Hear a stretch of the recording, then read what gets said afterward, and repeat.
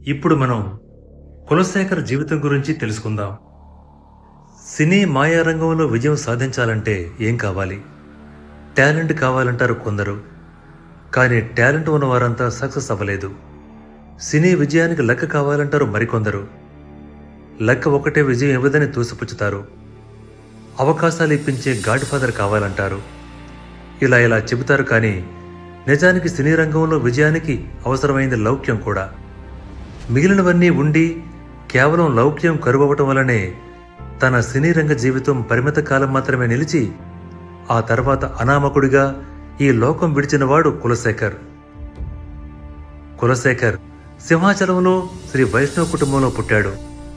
సంస్కృత తెలుగు భాషల మీద పట్టు కుటుంబ వారసత్వంగా పొందాడు.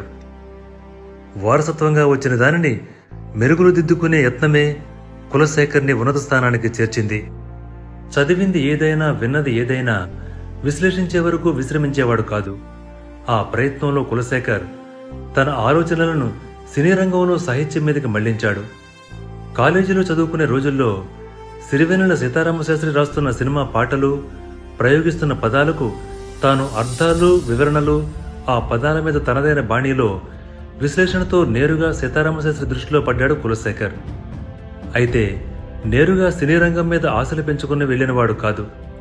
తొలుత జర్నలిస్టుగా జీవితం మొదలుపెట్టి ఉత్తరాదిన కొంతకాలం పనిచేసి ఆ పైన మద్రాసుకు బదిలీ అయి వచ్చాడు.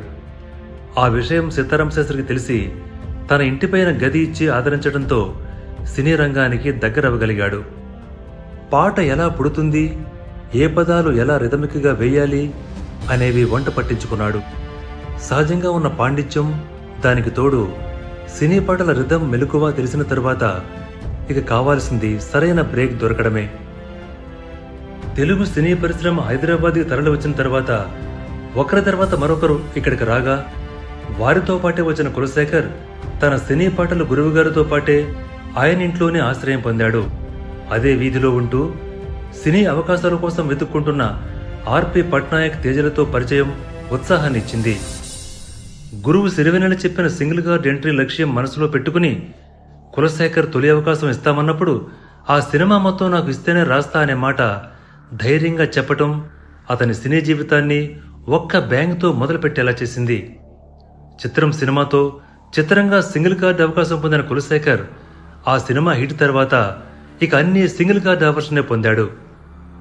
కులశేఖర్ కొత్తవాడేమో గాని గట్టివాడు అనేది సినీ ఇండస్ట్రీ బలంగా నమ్మింది. వరుసగా ఆఫర్స్ వచ్చాయి. 150 సినిమాలకు పాటలు రాశాడు. అధిక శాతం అద్భుతం అనిపించుకున్నవే.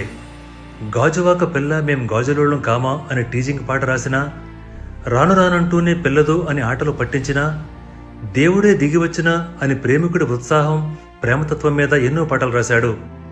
2002 నుండి అతని హవా ఒక దశాబ్దం కూడా నడవకుండానే కులశేఖర్ చివరి రోజుల్లోకి వెళ్లిపోయాడు. కథా రచయితలు దర్శకత్వం చేపట్టడం అప్పట్లో నడుస్తోంది. వారికి నేను ఎందులోనూ తీసిపోనని ధైర్యమో, కొత్త కీర్తి కావాలన్న కోరికో గాని కులశేఖర్ చేత ఒక సినిమా తీసేలా చేసింది. ఆ సినిమాతో కోరి కష్టాలు తెచ్చుకున్నట్టయింది. మనసులో ఉన్నది ఉన్నట్టు మాట్లాడటం సినీ ఇండస్ట్రీకి సరిపోదనే విషయం కులశేఖర్కి అర్థం కాలేదు. అది అర్థం చేసుకునే ప్రయత్నంలోనే అతని ఆరోగ్యం దెబ్బతింది. మెదడుపై పడిన ఒత్తిడి కులశేఖర్ని 38 ఏళ్ల వయసులో కుంగుపాటుకు గురిచేసింది. కోమాలోకి వెళ్ళాడు. ఎవరినీ గుర్తుపట్టలేని పరిస్థితి. ఏం చేస్తున్నాడో, ఎక్కడ తిరుగుతున్నాడో తెలియదు. అటువంటి పరిస్థితిలో భార్య, పిల్లలు దూరమయ్యారు. స్వేచ్ఛతోనైనా ఆరోగ్యవంతుడు అవుతాడేమోనన్నది కుటుంబ సభ్యుల ఆశ. యోగ సాధనతో కొంత మార్పు వచ్చింది. మనుషులను గుర్తుపట్టడం మొదలుపెట్టాడు. కానీ ఆ దశలో ఏమైందో ఏమో తెలియదు. ఇల్లు వదిలి వెళ్ళాడు. ఎక్కడ ఉన్నాడో తెలియదు. ఎవరితోనూ టచ్లోకి రాలేదు. హఠాత్తుగా కాకినాడలో గుడిలో శటగోపం దొంగతనంలో పోలీసులు పట్టుకున్న వ్యక్తులు కులశేఖర్ పోలికలు కనిపించాయి. పోలికలు కాదు, అతను కులశేఖరేనని నిర్ధారణ అయింది. మతి స్థిమితం లేని వారు చేసిన దొంగతనం అనుకున్నారు.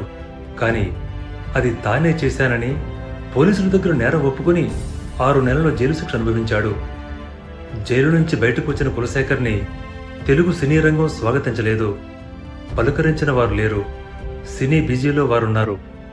మరెవరో కొత్త గేయ రచయితలు వస్తే వారితో రాయించుకున్నారు. కొంచెం కోలుకున్న కులశేఖర్ తిరిగి నా తడాకా చూపిస్తా అని చెప్పినా పాత కులశేఖర్ కాలేకపోయాడు. ఈసారి బంజారాహిల్స్ దేవాలయంలో అనుమానాస్పదంగా ఉన్న కులశేఖర్ని పోలీసులు పట్టుకుని సెల్ ఫోన్ దొంగిలించాడని నేరం ఆరోపించారు. జైలుకు వెళ్లలేదు కాని ఎవరికీ కాకుండా పోయాడు. హైదరాబాదులో ఎక్కడ ఉంటున్నాడో ఏమి తింటున్నాడో తెలియని పరిస్థితులు గడిపాడు. రూపం మారిపోయింది. దంతాలు పోయి బుగ్గలు పీక్కున్నాయి. ఒకసారి కూతురు నాన్న ఇంటికి రండి అని పిలవటంతో అతనిలో మార్పు మొదలవుతుందనుకున్నారు. కాని కూతురు పిలుపు ఆనందం ఆ కొద్ది క్షణాలే. సినీ రంగంలో గేయ రచయితగా ఒక వెలుగు వెలిగిన కులశేఖర్ రోడ్డు పక్కన పడిపోతే ఎవరో గాంధీ ఆసుపత్రికి తరలిస్తే అక్కడ పక్షం రోజులు తీసుకుని కాలం చేశాడు. అంత గొప్ప టాలెంట్ ఉన్న కులశేఖర్ని విధి బలి తీసుకుందా, మరేదైనా జరిగిందా? ఎవరికి తోచిన ఊహాగానాలు వారివి.